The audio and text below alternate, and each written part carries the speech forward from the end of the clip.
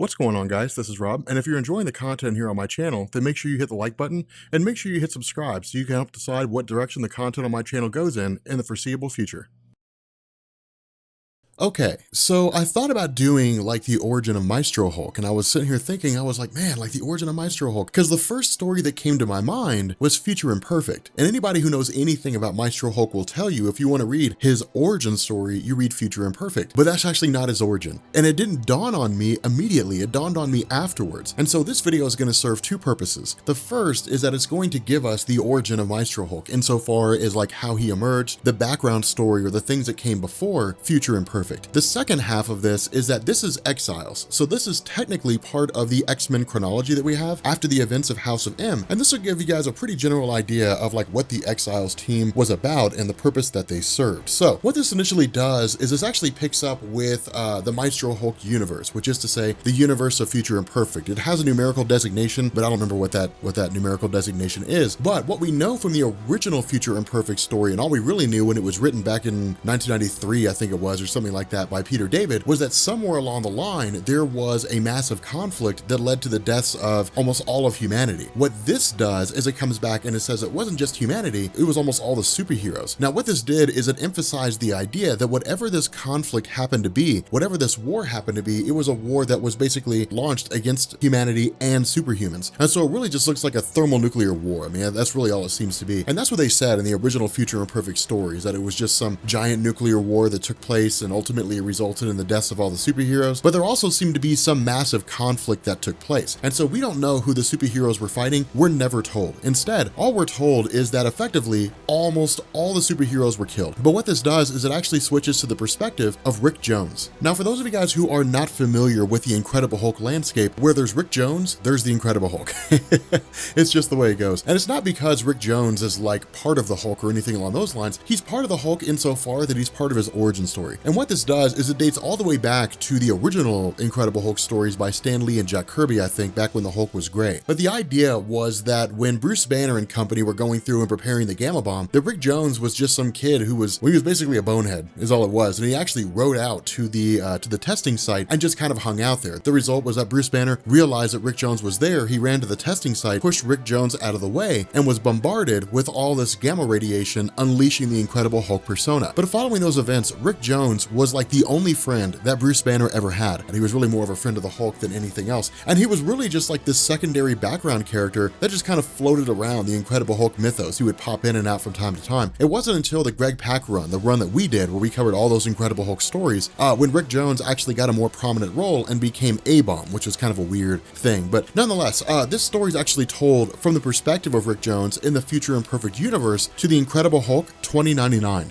Now, here's the caveat to this. This is not the regular Incredible Hulk 2099. For those of you guys who don't know, Marvel's got all different kinds of numerical designations for alternate universes, but Marvel 2099 was literally what it sounds like. It's a universe where everything happens in the year 2099. That's where like Spider-Man 2099 comes from, and like Punisher 2099 and Doom, and all that kind of stuff. They all have their own stories and so on and so forth. But the idea is that this all comes out of House of M. And that's why I say this is a X-Men chronology video, because the way that this is played out, kind of the background to this particular story, is that during the events of House of M, when the Scarlet Witch had warped reality and gave everybody their heart's desires and so on and so forth, there was a character by the name of Kevin McTaggart. Now, Kevin McTaggart had existed quite some time before the events of House of M, but he went by the name Proteus. And in the main Marvel universe, Proteus had the ability to jump from one host body to the next, and he would burn them out. And the reason why is because his power was so extreme that he could warp reality. Now, he was warping reality on a very small scale. He was nothing compared to like Franklin Richards or Mad Jim Jaspers or the Marquis of Death or Matthew Malloy. He's not even remotely close to how strong those guys are, but he is still pretty prominent. But the biggest benefit to him is his ability to jump from one body to the next. Now, in the main Marvel universe, he had his own stories and so on and so forth. But during the events of House of M, what we had learned is that his mother, Moira McTaggart, was terrified of the fact, of her son's abilities and the fact that he was burning out bodies and that he would burn out his own body one day. And so the goal of Moira McTaggart was to basically work on a cure for the mutant gene that would eliminate mutation in its entirety. Well, the problem with this was that in the House of M universe, mutants reigned supreme and humans were considered to be secondary citizens. And so what this did is it immediately put a bullseye on her and her company because Magneto and his forces considered her to be the most significant credible threat to mutant kind because they were working on a cure. And so when her facility was attacked and when Kevin McTaggart was freed, he began just jumping from one body to the next. Well, what this did is in the aftermath of House of M, it brought in the Exiles. And the Exiles are basically just a group of superheroes. You know, myself and Sal over at Comic Pop, we call them the Unsellables because they're characters that just can't hold their own comics. But they are basically a group of superheroes who just kind of travel the multiverse. And at this point, when the story's being told, they exist for the purpose of trying to mitigate the impact of the House of M on other universes. Because remember, originally it was believed that the House of M only impacted the main Marvel universe. It wasn't until after the House of M event was over that we learned when the Scarlet Witch said no more mutants and then set things back to normal that her phrase, the magic she used, impact the entire multiverse. That's one of the reasons that people speculate in the Old Man Logan universe, there's no more mutants being born. That's really more of a fan theory than anything else. Marvel's never actually guaranteed that. But the idea here is that the Exiles at this point in time serve the purpose of jumping from one universe to the next and trying to basically mitigate the impact of the House of M. The problem with this is that with Proteus having escaped and with the Exiles learning who Proteus is, they basically begin to realize that Proteus is literally jumping to all these different realities in an attempt to find a body that won't burn out. And when that happens, his powers will just start increasing exponentially. And then he will become someone like Franklin Richards or Mad Jim Jaspers or someone like that. And so the goal is to keep him from getting to that level. Now, the reason why this matters is because in the future Imperfect universe, Rick Jones does not know who the Hulk 2099 is. Never heard of him, never seen him, anything like that. All he knows is there's just this incredible Hulk-like being that shows up, and it's going to be the way in which they can defeat the Maestro. Now, what this does is it brings in the origin of the Maestro proper. And what we end up finding out is that following this great big huge nuclear war in the future Imperfect universe, when all the superheroes and most all of humanity was killed, the Incredible Hulk actually just thrived. And the reason why was because he just started absorbing all this nuclear radiation. The side effect to this is that it drove him insane. But what's established at the time that this story is written is that this version of the Incredible Hulk, the Maestro Hulk, is the strongest, smartest, and most powerful Hulk that there's ever been. Now, one thing to keep in mind is that World War Hulk had not been written when the story had been done. And so World War Hulk, as far as we know, that World Breaker Hulk form, Heart of the Monster Hulk that we saw later on, those are the strongest versions of him that exist at the moment so far in the history of the Marvel Universe. But at the time this story was done, the Maestro was, Maestro reigned supreme. Now, of course, that begs the question, what would happen if Maestro Hulk and World War Hulk fought each other? And that would be amazing. I'm gonna make a video on that. Like, if anybody makes a video on that before me, then they stole my idea. I'm gonna make a video on that. The fact remains here, switching over to a place called the Crystal Palace, this is not wildly significant. This is just the base of operations for the Exiles. Now, the reason why this is their base is because with the Exiles operating as a multiversal group, they have to be able to recognize and see the multiverse and all that kind of good stuff, but also remain unaffected by it. Because remember, with Scarlet Witch using her, reality warping powers, if the Exiles were residing in any one particular universe that was impacted by the actions of the Scarlet Witch or Mad Jim Jaspers or anybody, they would basically be affected just like everybody else, meaning potentially their minds would be wiped, they would forget who they were, they wouldn't know what their purpose was or anything along those lines. And so the idea is that operating outside of all space and time, they're basically outside of any influence that could possibly impact them from these people who can warp reality on this scale. Now, at the time that this story is written, because of the fact that the Exiles had managed to track Proteus to Marvel 2099 to that universe and then ended up having to chase him even further, they grabbed Spider-Man 2099. What they also did is they grabbed a character named Morph. Now, this is not the Morph that you think of from X-Men the Animated Series, if you remember that far back. This is Morph from a wholly different reality, and in this universe, Morph is just kind of a goof, and he just plays around and does jokes and, so on and so forth. He's really more the comedic relief, but he's wildly powerful in terms of what he can do. Not only can he shapeshift, he can basically turn his body into almost anything. He's nigh invulnerable. He's one of the most powerful members of the team. There's also somebody by the name of Power Princess. Now, Power Princess is basically Marvel's version of Wonder Woman. That's all it was. She originally popped up in Squadron Supreme, and Squadron Supreme was basically just Marvel's version of the Justice League. I mean, Hyperion, Superman, so on and so forth, like the Flash and all those different kinds of characters. That's all they really were. That's one of the reasons why when people read Hickman's Avengers and New Avengers, and then it was the Squadron Supreme universe or whatever that Age of Heroes universe was, and people were like, why is he stealing from DC? Well, it's been that way for years. All he did was just grab a team that already existed. But there's also like Sabretooth, different things like that. Blink from the Age of Apocalypse universe. It's really really just kind of a veritable who's who of people that just can't hold their own stories. And so the result is that the Exiles, having realized what's going on with the idea that Proteus has jumped to the Future Imperfect universe, they also bring in the original Future Imperfect story. And what they do is they really just kind of run over what we've already talked about so far in terms of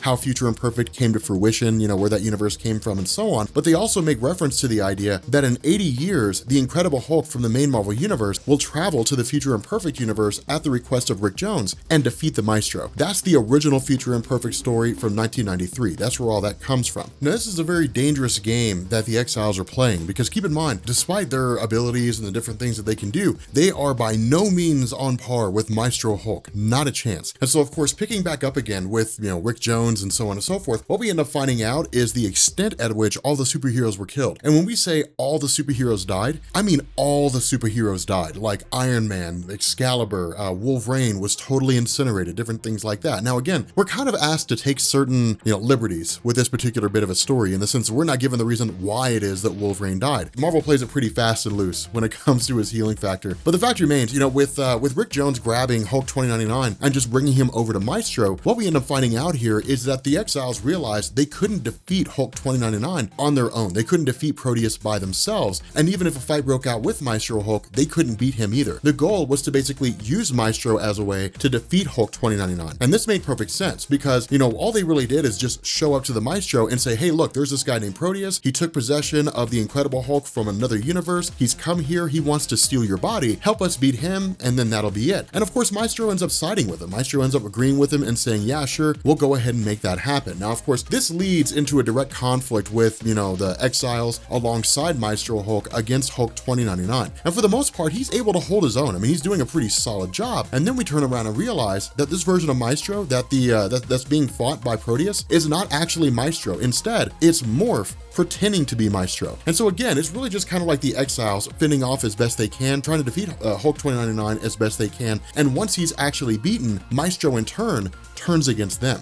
Now, again, this is just designed to show us how crazy Maestro is, in the sense that, you know, when the Exiles show up and they were perfectly content to leave and walk away, Maestro considers them to be a credible threat. Now, this is where the Exiles play their role as time travelers and multiversal jumpers in a pretty conservative way, because they could easily say, hey, look, like, we don't want to fight you. Your end's not going to come from us. Your end is going to come from the Incredible Hulk, you know, and they could basically just kind of retreat. Instead, they don't do that, because remember, the Maestro cannot know that the Incredible Hulk is coming there in 80 years to defeat him. If he did, he would be prepared for it. Maestro has to be totally unaware of what awaits for him in the future and treat every scenario kind of playing out naturally. And so that's what the Exiles do. They basically just kind of play on this. Now, remember, this is Maestro. I mean, prior to World War Hulk, this was the most powerful version of the Hulk there ever was. And so with the Exiles trying to face off against him, I mean, it's child's play for Maestro for the most part. There really isn't a whole lot they could do to bring him down. And so what it ends up taking is the combined efforts of Proteus Hulk as well as the Exiles themselves in order to try to bring him down. And ultimately they're successful, but only insofar that Hulk 2099 uses his continually increasing strength to effectively overpower Maestro. Now, the other half of this is that where Maestro is able to hold his own, this brings in a character called Longshot. Now, Longshot is someone that we've never talked about before here on my channel and never really had a reason to. He's really a character that got his popularity in X-Men the Animated Series. But as a comic book character, he's just one of these guys who's just more or less genetically